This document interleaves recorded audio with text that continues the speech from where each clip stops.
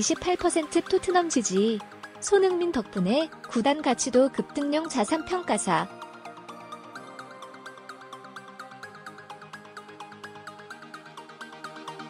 영국의 한 스포츠 전문 자산평가 회사가 손흥민 27 토트넘 하스퍼에 대해 조명했다.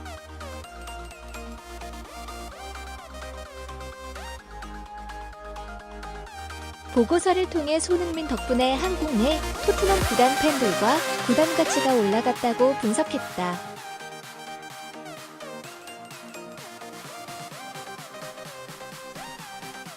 13일 한국 시간 자산평가회사 턴스타일의 공식 트위터에 게재된 보고서는 기업을 상대로 할때 일부만 공개됐지만 주요 내용은 손흥민이 토트넘의 구단 가치를 높였다는 것이었다.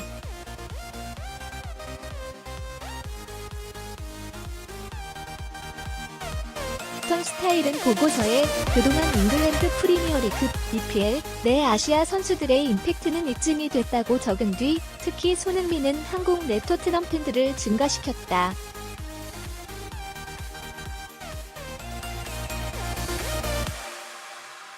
자연스럽게 토트넘의 구단 가치 또한 올라갔다고 서술했다.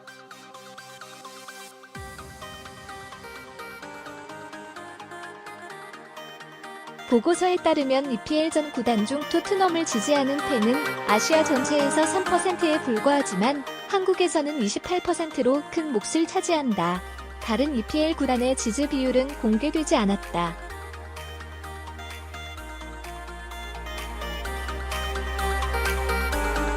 동시에 토트넘 구단의 지적 재산권 가치도 아시아 전체에서는 26만 5,470달러, 약 3억 원이지만 한국 내에서는 222만 5,688달러, 약 25억 원로 높았다.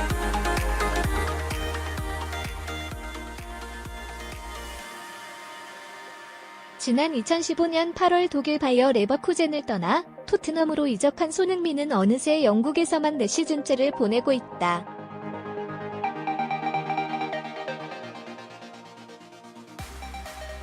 컵 대회 포함 이번 시즌 37경기에서 16골을 기록했다.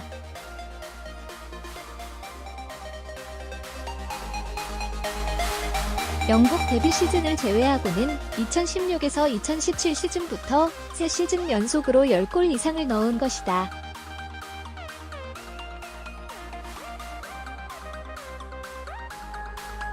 꾸준한 활약을 바탕으로 EPL 올해의 선수상 후보로까지 거론되고 있다.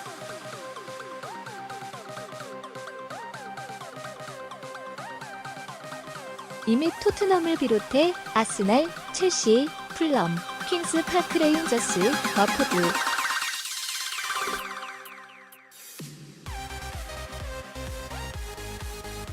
크리스탈 팰리스, 웨스트햄 유나이티드 등 런던을 연고로 하는 12개 팀.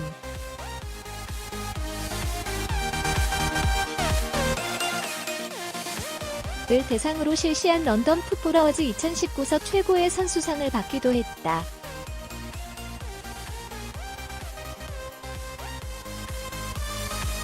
한편 손흥민은 A매치 데이를 위해 오는 18일 대표팀에 합류한다.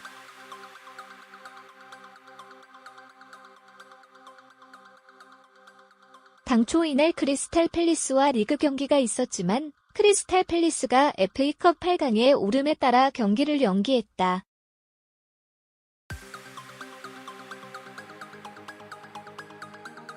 한국 축구대표팀의 에이스는 자타공인 손흥민이다. 잉글랜드 프리미어리그에서도 톱클래스 반열에 올라있는 선수를 보유하고 있다는 것은 한국 축구에 있어 큰 선물 같은 일이다.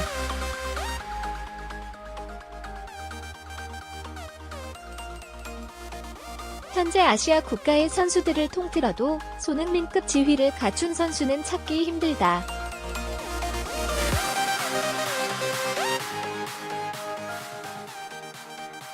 그런 손흥민이 고민이라는 것은 모순이지만 현실이다. 지금껏 대표팀 지휘봉을 잡고 있는 감독들은 모두 손흥민 활용법을 두고 고심을 거듭했다.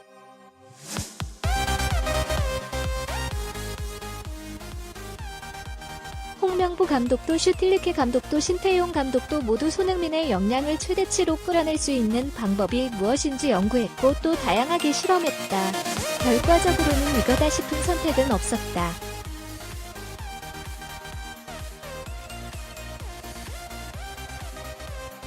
이제 배턴은 파울로 벤투 감독에게 넘어왔다.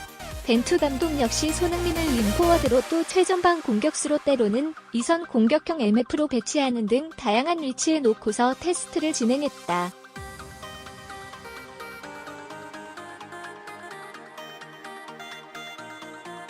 지난 아시안컵까지 6개월 이상 선수들과 생활하면서 머릿속에서 또 실전에서 손흥민 활용법을 고심했는데 앞선 지도자들처럼 뾰족한 답은 찾지 못한 모양새다.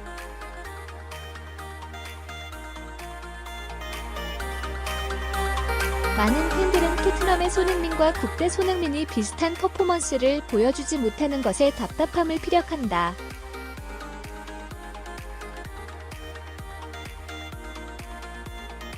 물론 하소연이다. 팬들도 선수 구성이나 전체적인 환경 등에서 차이가 있으니 똑같은 모습을 기대하는 게 무리임을 알고 있다.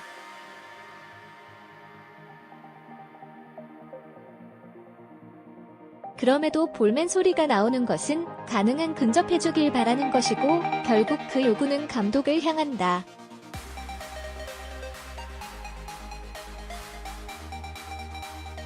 벤투 감독도 다시 원점에서 손흥민 활용법을 고민하고 있다. 3월 A매치 2연전, 22일 볼리비아, 26일 콜롬비아에 나설 27명의 소집 명단을 발표하던 지난 12일 벤투 감독은 손흥민 활용법을 묻는 질문에 손흥민뿐 아니라 선수들을 어떻게 기용할 것인지 항상 고민하고 있다며 우회로 답했다.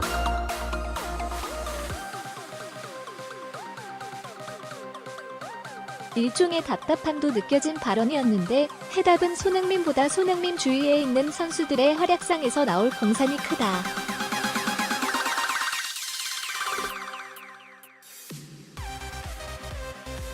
사실 손흥민은 여러 위치에서 어지간한 선수들보다 잘한다.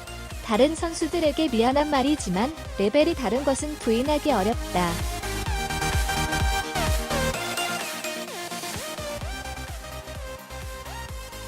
자신이 가장 잘할 수 있는 역할 못지않게 팀의 아킬레스건을 보완하는 형태로 기용되는 일이 적지 않았던 이유다.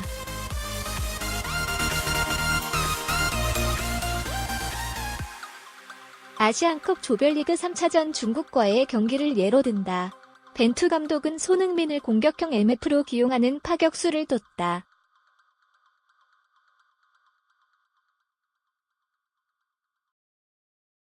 자카르타 팔렘방 아시안게임 때 김학범 감독이 손흥민을 그 자리에 쓴 적이 있으나 A팀에서는 보기 힘든 활용이었다. 가장 아쉬운 쪽에 손흥민을 두겠다는 선택이었다.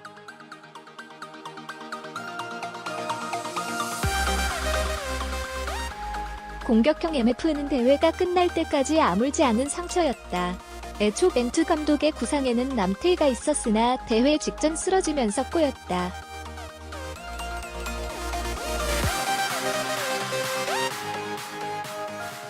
최전방의 황의조, 날개 공격수로 이청용과 황희찬이 몫을 해주고 있던 상황에서 벤투는 센트럴 손을 택했다.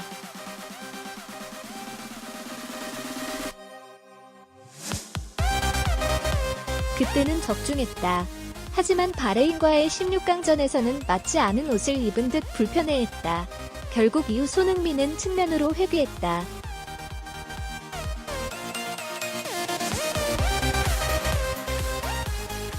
3월 A매치 때 손흥민의 위치는 아직 정해지지 않은 것으로 보인다.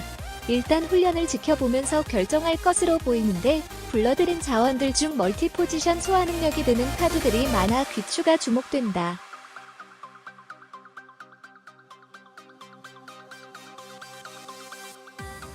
권창훈이 복귀하고 이강인과 백승호가 처음으로 A대표팀에 승선한다. 권창훈은 소속팀 디종에서 주로 측면 MF로 뛰지만 중앙 MF로도 충분히 나설 수 있는 선수다.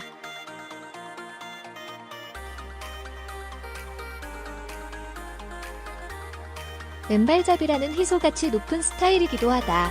이강인과 백승호 역시 마찬가지다.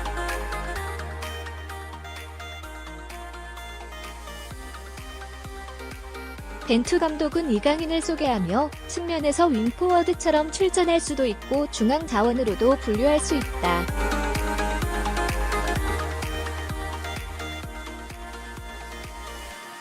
발렌시아 2군에서는 중앙에서 활약했고 1군에서는 측면에서 뛰고 있다. 모두 감안하고 대표팀을 운영하려 한다.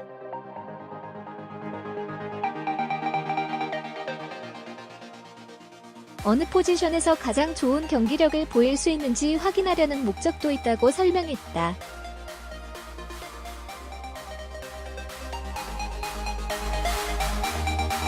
백승호에 대해서도 이강인과 크게 다르지 않다. 여러 포지션에서 뛸 수 있는 멀티플레이어라면서 어떤 선수인지 확인하고자 했다.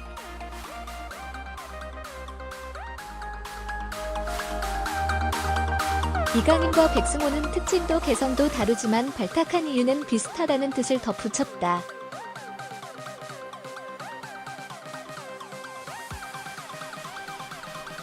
최전방에 적합한 황의조를 제외하면 지동원, 이청용, 황인범, 나상호, 이승후, 이재성 등 대부분의 공격 자원들이 대부분 멀티 포지션 소화 능력을 갖췄다.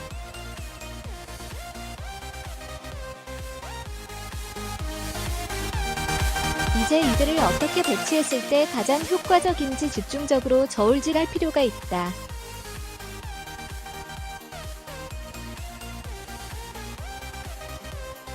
오는 9월부터는 실전 2022 카타르 월드컵 예선이다.